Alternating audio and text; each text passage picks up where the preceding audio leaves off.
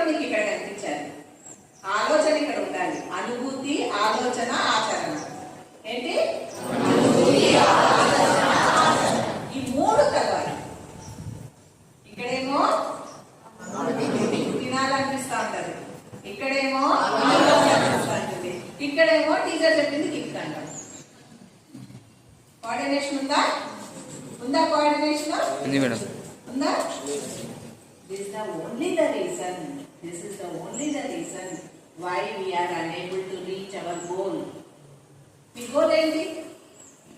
School work మీ goal ఏంటి? టీచర్లు ఆ రోజు మనకు చెప్పింది నేర్చుకోవాలి, వినాలి, దాన్ని ఎగ్జామ్ రాయాలి. ఇంతేనా?